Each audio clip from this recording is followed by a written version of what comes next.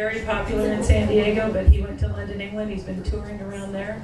And we are very proud to have him here on the stage tonight. Please welcome Mr. Rick Wright.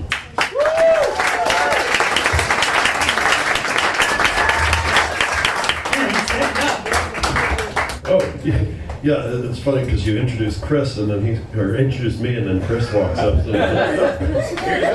You're here. We're here. Yes, oh, well. Oh, that looks very easy. There we go. There we go. Yep. That looks like sound. Can't take me anywhere. Yeah, we're gonna play some rock and roll music for about the next 7 or 8 hours. I'm gonna be up here. Like Diane said, it's been 10, 11 years since I've worked this area. If you happen to have seen me 10 or 11 years ago and you're into nostalgia, I'm probably going to do the same act I did back then. But, got this one here. Yeah, I think so. Okay. So yeah, I do take requests too. You're welcome to shout out requests and play Stump the Band. Just bear in mind that the more the song or the artist sucks, the better the chances I know it. Uh-oh. Yep. Is that your chord? I might be. It's your chord. Okay, I have to stand perfectly still then. Can't move it on. So that's where we go. Okay.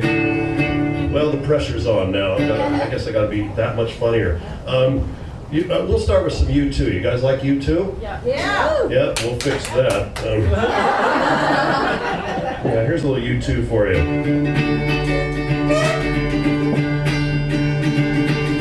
There's 12 songs right there. Yeah, maybe throw a little. There's 8 more. Reminds me of one of my favorite jokes. How do you get Bono to drown himself? Nail a mirror to the bottom of the pool. Anyway,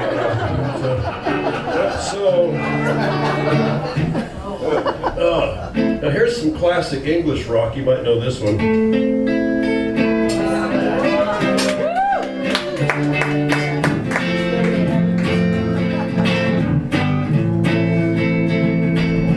You're beautiful!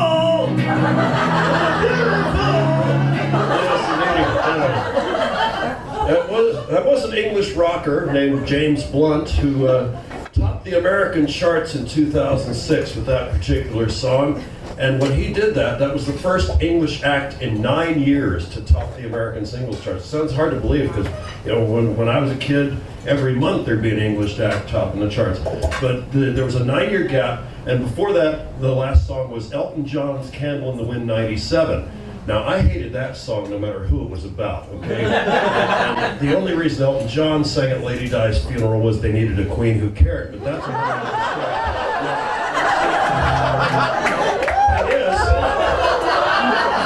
I tell that joke in England, and they got over it, okay?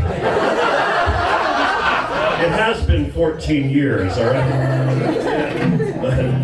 But yeah, and that's one of the many reasons that I left America and started working in England, because the political correctness, they weren't getting on me so much about me making a political statement with that joke. It was more like, oh, that's a risky move, Rick, outing Elton John on stage. I don't think the people know yet. Done. Of course they know. He did that duet with George Michael. You remember that one? Don't let your sun go down on me. Yes, that's the most juvenile form of humor, the dirty song parody. But fuck it, they're funny. Most of them. We've been writing them since we were kids.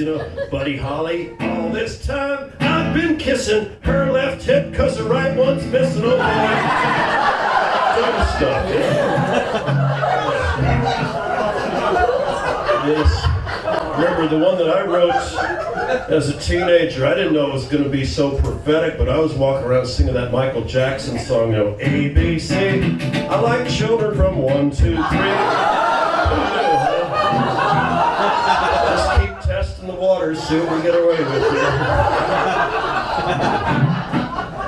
Yeah, dude. I guess we weren't too sad about it was like the day after Michael Jackson died, all 5,000 of those pervert jokes resurfaced on the internet. You know, the ones like, why are Michael's pants so tight? They're not his, stuff like that. What's the difference between Neil Armstrong and Michael Jackson? Neil Armstrong walked on the moon, Michael Jackson likes young boys. You know, element of surprise joke, because see, it sounds like I'm going for a moonwalk pun, then the last second we take a radical left turn. It satisfies in terms of the joke, which is asking for a difference between Neil Armstrong and Michael Jackson. I gave you one, maybe not the best choice, but you know where we're going. Okay. That's one case where the explanation might be funnier than the joke. I don't know. I love sick shit, though, man. All the reasons, more reasons I left LA, you know, too politically correct, man. I was on stage in 1997, and I went up 2 days after John Denver was killed in a plane crash, and I walk out singing, "He's leaving on the plane, don't know when he'll float up again." And I got booed mercilessly by this LA PC crowd. They're like, "Ooh, that's terrible." I'm like, lighten up, man. The whole time John Denver was alive, you wanted him dead. What's the problem? You know? No, they decided to hate me. Then the guy that goes up after me talks about his dick for an hour, gets a development deal from Disney halfway through his act. You know, "Oh, we love that quirky blowjob material. We think you can speak to children." You know, that kind of stuff. And so I said, okay, I don't belong. And I really sealed the deal when September 11th happened, because I waited till September 15th to have material on it, because I'm a sensitive guy, you know. Man, when they published a list of 150 songs they wanted banned off the radio because they'd be in bad taste, you know, they had all the Airplane and Fire songs there. Leaving on a Jet Plane was there, and Jet by Paul McCartney, which I never wanted to hear again anyway. But there were some glaring omissions on that list too. I didn't see I Believe I Can Fly anywhere on that list. And even worse than that, It's Raining Men wasn't on the list. I make you like me, then I make you hate me, and then start over again. All right, let's just do some music. So we go back to the golden age of rock and roll. Do some Chuck Berry for you. Because Chuck Berry's still alive. He's 84 years old, still out there performing. And you know, his first hit record was out in 1955, a song called Maybelline. And in the chorus of that song, he goes, "Maybelline, why can't you be true?" You know that line backwards is, "There's no joke there. I just thought I'd share that with you. That's really what it is. No satanic messages, no drug references, nothing. And we just let it die there, all right? See, I don't do drugs anymore. I did them rather heavily for 2 to 30 years, but who's counting? Smoked so much pot as a kid, I used to think the Monkees TV show was funny. Oh yeah. Monkees show is crap, but we love their music, man. Love this one. Oh, I could hide beneath the wings of the bluebird and she sings. The 6 o'clock alarm would never ring. Heavy guitar solo. But it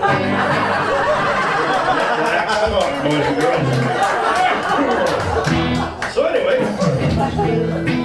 but back to drugs. Yeah.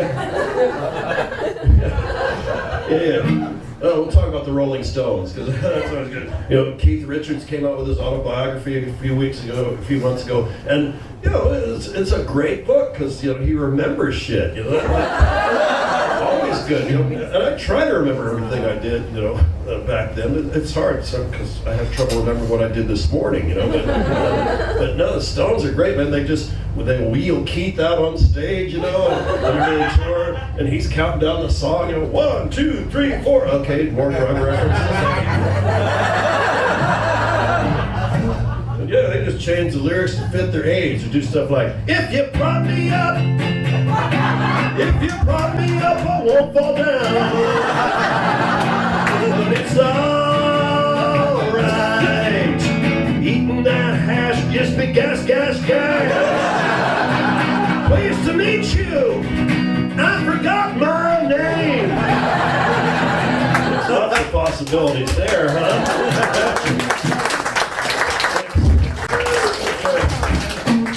God, I can't believe I said you betcha. I'm starting to get maybe it's because Chris brought up Sarah Palin. That'd be scary as hell if she actually ran for president and then got elected. No, that's not going to happen. We're not that fucked up, no. But this should be our campaign song. Don't know much about history. Don't know much about geography. Don't know much about government. Just wanna be president. So hire me as a campaign manager. Yeah. Oh, it's fun to look at this country from afar and think, well, I got the hell out of there just in time. Scared the shit out of me. Tea partiers and shit. Lord. And plus we had, the first gig that I did in England was on the day of the 2000 election, that George Bush won, or something like that. I said, oh, they're going to hell in a handbag. I got to get the fuck out of here. Yeah, scary stuff. But Bush provided 8 years of material for a lot of people. So that's why we need Palin as president. Same thing. So, is that the it's a heater. Okay, it's not like I've got to wrap it up yet.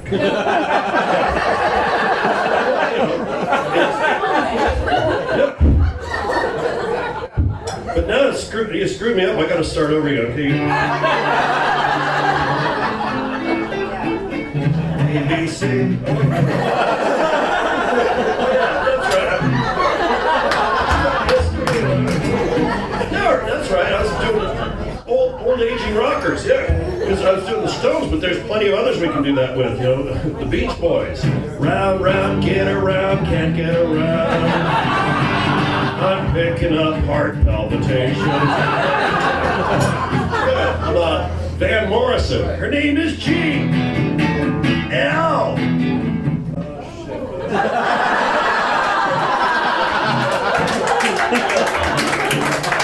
How about Rod Stewart? If you want my body and you think I'm sexy, something must be wrong with you.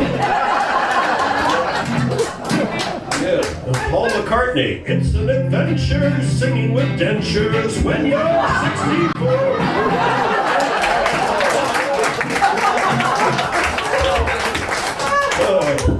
That was so much fun when Paul was married to Heather Mills,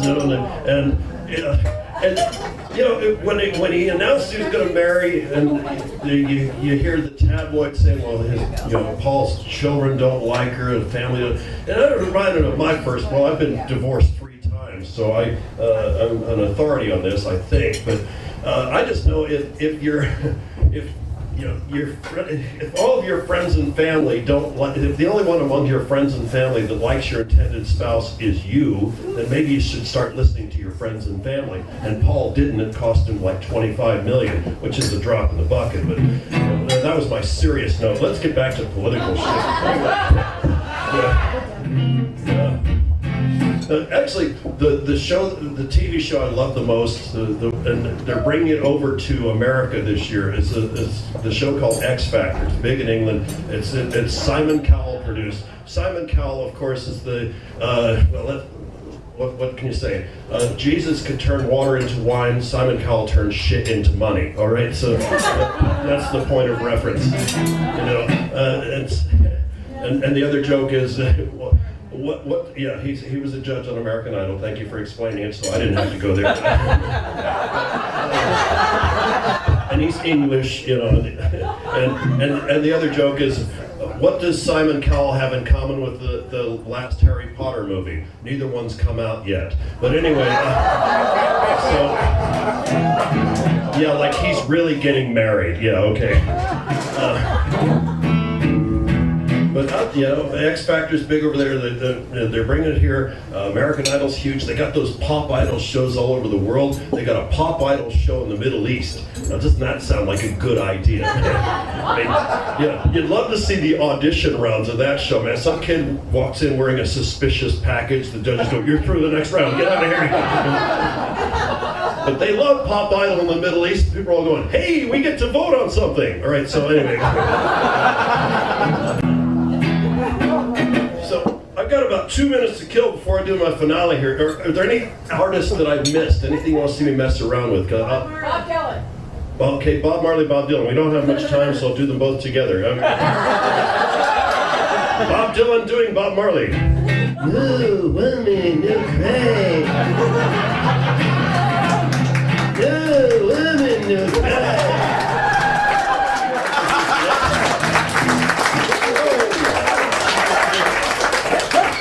Hey, one or two more there. James Brown. James Brown, yeah. Actual lyrics to a James Brown song. A dog don't want his bone. Good God, that's why he buries it. Don't remember that. Yeah. James is known for his profound verse. Had one song where he goes, my name ain't Jody, but my name is Brown. He wrote that because he'd been getting a lot of mail addressed to Jody Brown, you know. Okay, one more, and then we're going to do this thing. Donny Osmond, well, be proud of your taste, right? Now you want Donny Osmond solo, or could it be with the Osmonds? Okay, yeah. I can tell you've been hurt by that look on your face, girl. Suck it till you get. One bad apple don't spoil the whole bunch, girl. Oh, give it one more time before you give up on love. There you go, 1971 MTV Records, just like that. Didn't go to the cheap shots, which we should have done probably, but Barry White. yeah, a lot of people mistake me for Barry White. It's a bitch being a celebrity lookalike, man. I can't go anywhere without total strangers stopping me and saying, hey Rick, are you Barry White? Well, no, he's dead, but okay, yeah. Barry was cool too, man. He'd open every song with a little monologue to his baby. Starts one song by going, certain things turn a man on. Like the way you wear your hair, or the way you say a word, or the way you're standing there right now in your baby blue panties.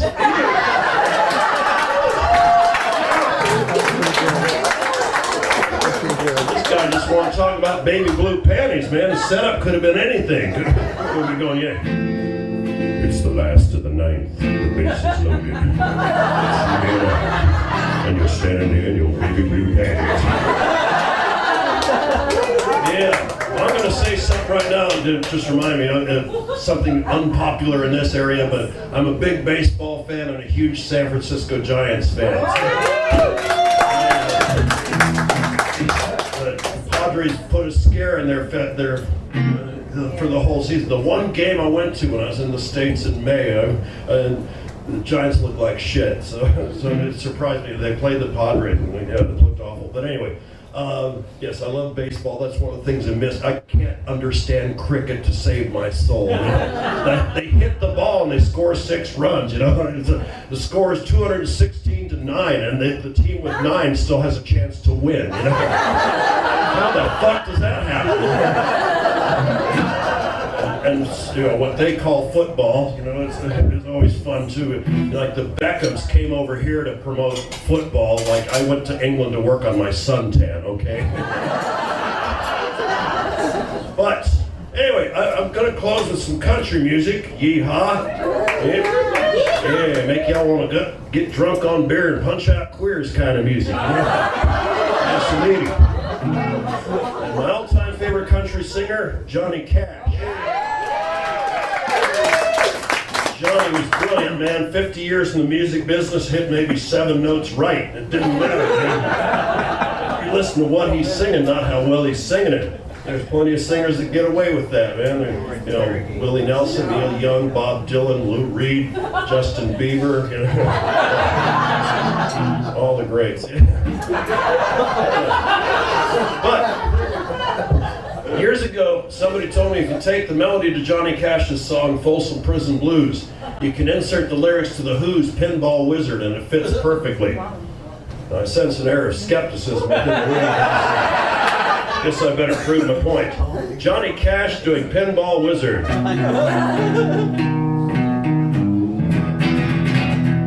Ever since I was a young boy, I played the silver ball. From Soho down to Brighton, I must have played them all, but I ain't seen nothing like it.